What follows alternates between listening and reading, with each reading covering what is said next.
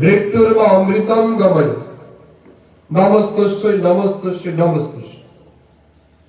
আমরা কি প্রার্থনা করি ঈশ্বরের কাছে? আসত মা সদ্গময়, অসৎ পথ থেকে সৎ পথে যেতে চাই। তমসমা জ্যোতির্গময়, অন্ধকারকে দূর করে আলোর দিকে আমরা যেতে চাই। আর মৃত্যুর বা অমৃতম গময়, অর্থাৎ মৃত্যুর লোককে পরাজিত করে অমৃত লোকে আমরা পা রাখতে চাই।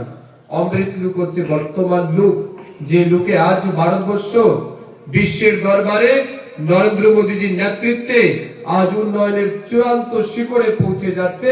সেই ভারতবর্ষ আজ আমরা আমাদের চোখের সামনে দেখতে পাই। আজ এক বিচিত্র ভারত আমরা দেখছি, যেখানে নরেন্দ্র মোদীজির মার্গদর্শনে, ওনার কুশল নেতৃত্বে আজ ভারতবর্ষ গোটা বিশ্বের দরবারে সর্বশ্রেষ্ঠ আসনের মধ্যে কাজ করছে। আজ আমাদের রাম রাজত্বের স্বপ্ন সফলের পথে। আপনারা জানেন আগামী 22শে জানুয়ারি প্রায় 500 বছরের বিবাদ অতিক্রম করে, 500 বছরের লড়াই সংগ্রামকে পেছনে রেখে আমরা আগামী 22শে জানুয়ারি অযোধ্যায় ভগবান শ্রী রামচন্দ্রের জন্মস্থানে ভব্য রাম মন্দিরের নির্মাণ তথা প্রাণ প্রতিষ্ঠা হতে যাচ্ছে। এটা বিশেষ করে আমরা হিন্দু সনাতন ধর্মের প্রত্যেকটা মানুষের জন্য সৌভাগ্যের বিষয়। এটা আমাদের জন্য গৌরবের বিষয় যে ভগবান রামচন্দ্র যেখানে জন্মগ্রহণ করেছিলেন, যেখানে ভগবান রামের জন্মস্থানে মন্দির ছিল, সেই 1600 সালের দিকে সেই মোগল সম্রাটরা ঔরঙ্গজেবের নেতৃত্বে সেই রাম মন্দির ভেঙে সেখানে বাবরি মসজিদ বানিয়েছে। সেখানে ঔরঙ্গজেব বাবর তাদের নেতৃত্বে সেই মন্দিরকে ভেঙে বাবরি মসজিদ তৈরি হয়। সেই বাবরি মসজিদ অবৈধভাবে রামলালা ভগবান রামচন্দ্রের সেই মন্দিরকে বিনাশ করে দিয়ে মসজিদের সুনাম ধরে রাখার জন্য এই ভারতবর্ষের কংগ্রেস সরকার, কমিউনিস্টরা দীর্ঘ বছর সেই সমস্ত জিহাদিদের সমর্থন করেছে। আমাদের আরাধ্য দেবতা ভগবান রামচন্দ্রকে কুটিরে থাকতে হয়েছে, বাঙা গড়ে থাকতে হয়েছে। এই ভারতবর্ষ ধর্মের ভিত্তিতে ভাগ হওয়া হিন্দুদের জন্য হিন্দুস্তান, সেই হিন্দুস্তানে হিন্দুদের ভগবান আরাধ্য দেবতা রামচন্দ্রকে তিনি যেভাবে বনবাসে ছিলেন 14 বছর, ঠিক তেমনি করে জিহাদিদের কারণে, আক্রান্তকারীদের কারণে ভগবান রামচন্দ্রের মন্দির ভেঙে তারা মসজিদ বানায়।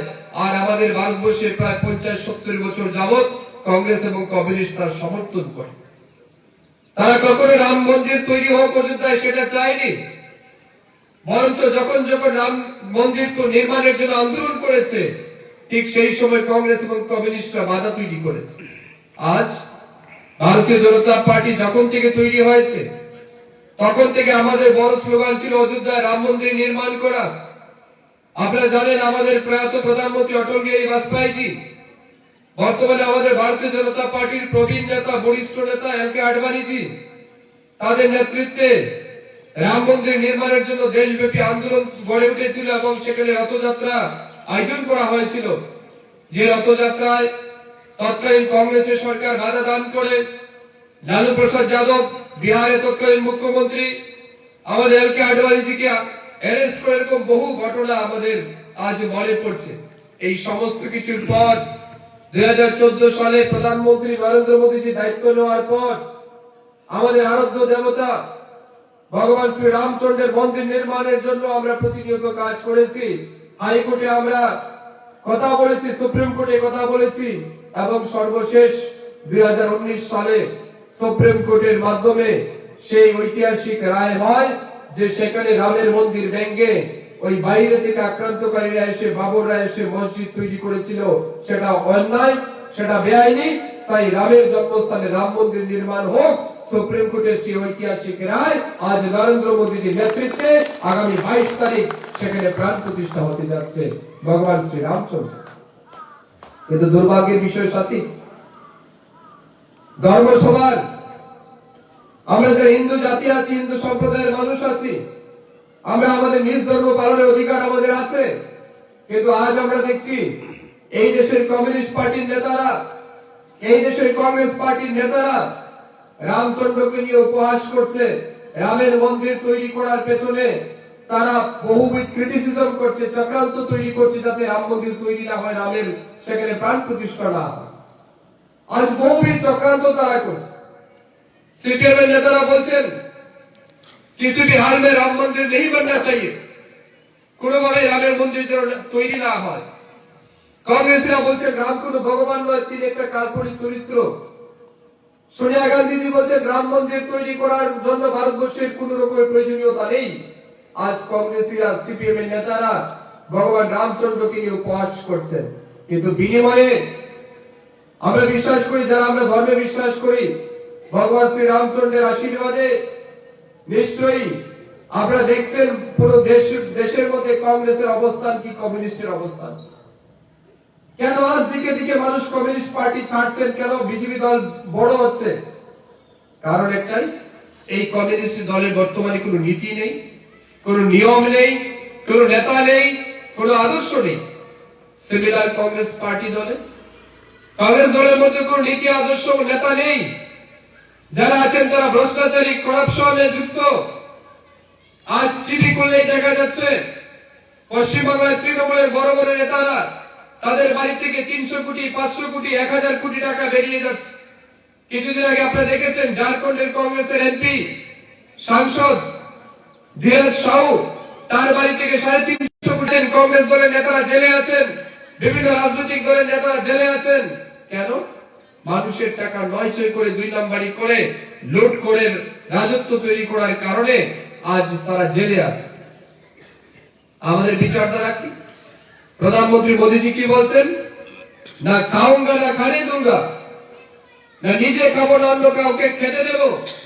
এই বিচারধারা নিয়ে আজ একসময় রাজীব গান্ধী যেটা বলতেন, রাজীব গান্ধী কংগ্রেস দলের প্রধানমন্ত্রী ছিলেন, ভারতবর্ষের প্রধানমন্ত্রী ছিলেন প্রয়াত। তিনি বলতেন जब हम 100 रुपया बेचते हैं त्रिपुरा के लोगों के लिए तो 15 रुपया जाके पहुंचता है, बाकी 85 रुपया बीच रास्ते में बिचौलिए लोगों ने खा लेते हैं। 100 টাকা পাঠালে 15 টাকা এসে পৌঁছায়, 85 টাকা গায়েব হয়ে যেত। এই ব্যবস্থাপনা ত্রিপুরা রাজ্যে ছিল কংগ্রেস সিপিএম এর নেতৃত্বে। কিন্তু আজ মোদীজির নেতৃত্বে কি সিস্টেম চালু হয়েছে ভারতবর্ষে? ডিজিটাল ব্যবস্থা, ডিবিটির ব্যবস্থা। আজ এখানে যারা গ্রামের মানুষ বসে আছেন, যারা কাছে দূরে বসে আমার বক্তব্য শুনছেন, আজ সরকারের টাকা, সমস্ত টাকা ওই পঞ্চায়েত অফিস থেকে, পঞ্চায়েত প্রধান, সচিব কিংবা মেম্বারের কাছ থেকে আপনাকে আনতে হয় না। আপনি বড় কোনো স্কিমে টাকা পেয়েছেন তো এমএলএ মন্ত্রীর কাছ থেকে আনতে হয় না। সেই টাকা সরাসরি আপনার ব্যাংক অ্যাকাউন্টে পৌঁছে যায়, সরাসরি আপনার ব্যাংক অ্যাকাউন্টে পৌঁছে যায়। কি সিস্টেম? তাহলে হচ্ছে ডিবিটি, ডাইরেক্ট বেনিফিট ট্রান্সফার। অর্থাৎ দিল্লি থেকে সেখানে কম্পিউটারে টিপ যায়, সরাসরি আপনার অ্যাকাউন্টে টাকা পৌঁছে যায়। সেটা ঘরের টাকা হোক, সেটা ভাতার টাকা হোক, সেটা রেগার টাকা হোক, সেটা আয়ুষ্মান ভারতের ফ্যাসিলিটি হোক, কিষাণ সম্মান নিধির ফ্যাসিলিটি হোক, যে কোনো সরকারি সুযোগ সুবিধা আজ সরাসরি আপনার ব্যাংক অ্যাকাউন্টে চলে যাচ্ছে। অর্থাৎ মাঝ পথে কোন লোক আপনার টাকাকে নয়ছয় করার অধিকার কারণ নাই, অর্থাৎ ডাইরেক্ট আপনার অ্যাকাউন্টে যাচ্ছে। এই যে ব্যবস্থাপনা, এটা শুধুমাত্র মোদীজির কারণে সম্ভব হচ্ছে। তাই আমি আপনাদেরকে বলবো, যারা আজকে যোগ দিয়েছে, যদি মনে করেন যে বর্তমানে বিজেপি সরকার আছে, আগামী 4 বছর সরকার থাকবে, সরকারি সুযোগ সুবিধা গ্রহণ করার জন্য, সরকারি সুযোগ সুবিধা পাওয়ার জন্য আমি বিজেপি দলে আসছি, আর আমি বলবো আপনি ভুল করেছেন, আপনি বিজেপি দল করার দরকার নেই। আপনি বাড়িতে বসে যান, সরকারি সুযোগ সুবিধা আপনি অটোমেটিক পেয়ে যান। দেখেন আজকে 37 পরিবার জয়েন করেছে, আপনারা বলেছেন যে 37 পরিবার আপনারা জয়েন করলেন, ওকে হাত থেকে বলুন তো তাদের মধ্যে কারা কারা প্রধানমন্ত্রী আবাস যোজনায় ঘর পেয়েছে? হাত তুলুন। এই 37 পরিবার যারা যোগদান করেছে আজকে বিজেপি দলে, তাদের মধ্যে কার কার বাড়িতে ঘর গেছে? প্রধানমন্ত্রী আবাস যোজনায় ঘর? বসে যান। আমার বিশ্বাস 37 এর মধ্যে কমপক্ষে 30 পরিবার ঘর পেয়ে গেছে। আপনার বাড়িতে প্রথম প্রধানমন্ত্রী স্বচ্ছ ভারত যোজনার মাধ্যমে শৌচালয় নির্মাণ হয়েছে। আমার বিশ্বাস 37 পরিবারের মধ্যে 30 পরিবার কমপক্ষে হয়ে গেছে। আমার বিশ্বাস 37 পরিবারে 37 পরিবার প্রধানমন্ত্রী গরিব কল্যাণ অন্ন যোজনায় ফ্রিতে 5 কেজি করে চাল পান। ঠিক না ভুল বলুন? ঠিক না ভুল? নিশ্চয়ই পান। তাহলে আপনি বিজেপিতে না এসেও, বিজেপিকে ভোট না দিয়েও আপনি ঘর পাচ্ছেন, আপনি ফ্রি রেশন পাচ্ছেন, আয়ুষ্মান ভারতের কার্ডের ফ্যাসিলিটি আপনি নিচ্ছেন, আপনি কিষাণ সম্মান নিধির ৬,০০০ টাকা আপনার ব্যাংক অ্যাকাউন্টে পৌঁছে যাচ্ছে, আপনার বাড়িতে শৌচালয় নির্মাণ করে দেওয়া হচ্ছে। কেন হচ্ছে এটা? সিপিএম এর আমলে ব্যবস্থা ছিল। যখন ত্রিপুরা রাজ্যে সিপিএম সরকার ছিল, তখন যারা এই গ্রামে সিপিএম বিরোধী বিজেপি করেছে কিংবা কংগ্রেস দল করত, তারা কি সেই বেনিফিটটা পেয়েছিল? তারা বেনিফিট পায়নি। কিন্তু আজ কেন পাচ্ছে? এখানে যারা 37 পরিবার জয়েন করলেন, আপনাদেরকে ধন্যবাদ জানাই। কিন্তু যারা আজও বিজেপি দলে আসেনি, এই নির্বাচনে 23 নির্বাচনে যারা সিপিএম কে ভোট দিয়েছে, তাদের জিজ্ঞেস করবেন, দেখবেন তারা সরকারের কম বেশি সমস্ত বেনিফিট পেয়ে যাচ্ছে। কেন পায় জানেন? কারণ ভারতবর্ষের স্বাধীনতার 75 বছর পরে রাজনৈতিক ব্যবস্থাপনাটাকে যদি কেউ পরিবর্তন করে থাকে, তার নাম হচ্ছে নরেন্দ্র মোদীজি, আর সেই নীতির নাম হচ্ছে সবকা সাথ, সবকা বিকাশ, সবকা বিশ্বাস এবং সবকা প্রয়াস। এই রাজনৈতিক চরিত্রটাকে পরিবর্তন করার নায়ক যিনি, তিনি হচ্ছেন নরেন্দ্র মোদীজি, আর যে নীতিতে পরিবর্তন করছেন তার নাম হচ্ছে সবকা সাথ, সবকা বিকাশ। সবার সাথে সবার মঙ্গল, কাউকে বাদ দিয়ে নেই, কাউকে বাদ দিলে চলবে না। এটা মোদীজির পরিকল্পনা। আজ আমরা গ্রামের মানুষ বলি না, ওই লোকটা সিপিএম করে তাকে সরকারি বেনিফিট দেওয়ার দরকার নেই, ওই লোকটা বিজেপি করে তাকে সিপিএম এর আমলে লোক বলতো বেনিফিট দেওয়ার দরকার নেই। কিন্তু মোদীজি বলছেন না, এই ভারতবর্ষের প্রত্যেকটা মানুষকে যদি উন্নত করা না যায়, তাহলে দেশ উন্নত হবে না। রাজনীতি কে কোনটা করবে এটা তাদের ব্যক্তিগত অধিকার, এটা তাদের গণতান্ত্রিক অধিকার, কিন্তু সরকারের বেনিফিট দেওয়ার দায়িত্ব সরকারের, এটা দায়িত্ব পালন করতে হবে। ডেমোক্রেটির প্রথম শর্ত কি? Government is for the people, of the people, by the people. সরকার মানুষের জন্য, মানুষের দ্বারা, মানুষের লাগিয়া। তাই এই সরকার মানুষের জন্য কাজ করে যাচ্ছে, মানুষের দ্বারা কাজ করে যাচ্ছে এবং মানুষের লাগিয়া কাজ করছে। এই ব্যবস্থাপনাটাই আমাদেরকে বুঝে নিতে হবে, জেনে নিতে হবে। আজ অভূতপূর্ব পরিবর্তন যেটা আপনারা লক্ষ্য করছেন গ্রামে গ্রামে, এটা কোনদিন সম্ভব হতো না যদি ভারতীয় জনতা পার্টির সরকার ত্রিপুরা রাজ্যে প্রতিষ্ঠিত না হতো। তাহলে এই জিনিসগুলো আমরা কোনদিন দেখতে পারতাম। আমরা সারা জীবন গ্রামের মানুষ শিখেছে একটা জিনিসই, সিপিএম এর মিছিলে যেতে হবে, মিটিং এ যেতে হবে, স্লোগান তুলতে হবে, লড়াই লড়াই লড়াই চাই, লড়াই করে বাঁচতে চাই, লড়তে হবে একসাথে কেন্দ্র সরকারের বিরুদ্ধে। এখানে যাদের বয়স 60 হয়ে গেছে, 70 হয়ে গেছে, আমার বিশ্বাস আপনারা আপনাদের জীবনে প্রায় 25-30 বছর এই সমস্ত স্লোগান দিয়ে বড় হয়েছে। এই স্লোগানগুলি শুনতে শুনতে আপনাদের কান আশা করি জ্বালা পালা হয়ে গেছে। কিন্তু বলুন, বিজেপি সরকার আসার পরে আপনাদের কোথাও স্লোগান দিতে হয়েছে? কোথাও মানুষকে মিছিল করতে হয়েছে? কিংবা বিজেপির কোন নেতা আপনাদেরকে ডেকে নিয়ে গেছে রুদ্রের মধ্যে, চলুন মিছিল করতে হবে, দিতে হবে, দিতে হবে, করতে হবে, করতে হবে? এগুলি না করার পরেই আজ সরকার সমস্ত কিছু আপনার বাড়িতে পৌঁছে দিয়ে যাচ্ছে। সিপিএম এর আমলে 25 বছরে 700 টাকা ভাতা দিয়েছে, তার আজ মাত্র 5 বছরের মাথায় যারা ভাতা প্রাপক আছেন, আপনাদের ব্যাংক অ্যাকাউন্টে 2000 টাকা ভাতা পৌঁছে যাচ্ছে। এটা হচ্ছে সুশাসনের কথা। আজ যারা গরিব মানুষ, কোনদিন যারা একটা পাকা বাড়িতে থাকবে স্বপ্ন দেখেনি, আজ নরেন্দ্র মোদীজির নেতৃত্বে তারা পাকা বাড়িতে থাকছে। কিছুদিন আগে কুমারঘাট ব্লকের বিডিও সাহেবের সাথে আমাদের একটা মিটিং ছিল, অ্যাডমিনিস্ট্রেটিভ মিটিং। সেই প্রশাসনিক মিটিং এ অনেকগুলি সলিং রাস্তা আমাদের এই ব্লক এলাকায় হচ্ছে না। আমি বিডিও সাহেবকে জিজ্ঞেস করলাম, কেন রাস্তা নির্মাণ করতে লেট হচ্ছে? তিনি বললেন, স্যার আপাতত আমরা সেক্রেটারিদেরকে বারণ করেছি যে রাস্তা নির্মাণের কাজ আপাতত ধীরে ধীরে করতে হবে, একটু পরে করতে হবে। কেন? বলছে, স্যার আমাদের ব্লকে প্রায় 7,000-এর বেশি প্রধানমন্ত্রী আবাস যোজনায় ঘর ঢুকেছে। এই 7,000 ঘর নির্মাণ করার জন্য যে পরিমাণ ইট প্রয়োজন, সেই পরিমাণ ইট এখন আমরা বাট্টা থেকে পাচ্ছি। ভাবুন একবার, যে পরিমাণ ইট দরকার সেই পরিমাণ ইট বাট্টা সাপ্লাই দিতে পারছে না। বাট্টার মালিকরা ব্যস্ত হয়ে যাচ্ছে কিভাবে ইট তৈরি করবে। একদিকে কনস্ট্রাকশন, বিল্ডিং তৈরি করো, একদিকে রাস্তা নির্মাণ করো, সলিং রাস্তা নির্মাণ করো, ড্রেন তৈরি করো, ব্রিজ তৈরি করো, হাজার কাজ। তারপরে আবার শত শত ঘর গ্রামে গ্রামে। আমরা যখন আজ গ্রামে গ্রামে জনসম্পর্ক করতে যাই, আজ প্রত্যেকটা পাড়াতে দেখা যায় পাড়ায় পাড়ায় নতুন নতুন ঘর উঠছে।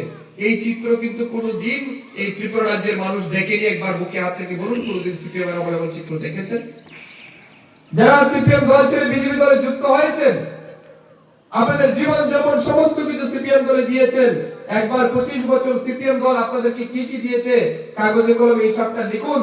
আর এই 5 বছরে বিজেপির আমলে আপনারা কি কি পেয়েছেন একবার কাগজে কলমে লিখুন। আর কেন বা পাচ্ছেন? বিজেপিকে ভোট দিয়ে বিজেপি নেতাকে গালি দিলেন, বিজেপি নেতাকে মারার জন্য চক্রান্ত করলেন, কিন্তু তারপরেও সরকার আপনাকে বেনিফিটটা পৌঁছে দিচ্ছে। আমরা কোথাও রেশন শপে যান, রেশন শপ থেকে প্রত্যেক মাসে ফ্রিতে মাথা পিছু 5 কেজি করে চাল যারা আনছে তারা সবাই কি বিজেপি পার্টি করে? না তো। তাহলে পাই কি করে আসে তারা? করোনা মহামারীর সময় ফ্রিতে ডাবল ডোজ ভ্যাকসিন পাই কি করে তারা? কারণ সময়ে পা রেখেছি, এটাই অমৃতকাল বলছেন নরেন্দ্র মোদীজি। কারণ প্রত্যেকটা মানুষের স্বার্থে এই সরকার কাজ করছে এবং আমরা বিশ্বাস করি আগামী দিনেও আমাদের প্রধানমন্ত্রী মোদীজির নেতৃত্বে, বর্তমান রাজ্যের মাননীয় মুখ্যমন্ত্রী অধ্যাপক ডক্টর মানিক সাহাজির নেতৃত্বে এই ত্রিপুরা রাজ্যকে আরো উন্নত থেকে উন্নত রাজ্য আপনারা দেখতে পাবেন। তার জন্য সময়ের অপেক্ষা করতে শুরু।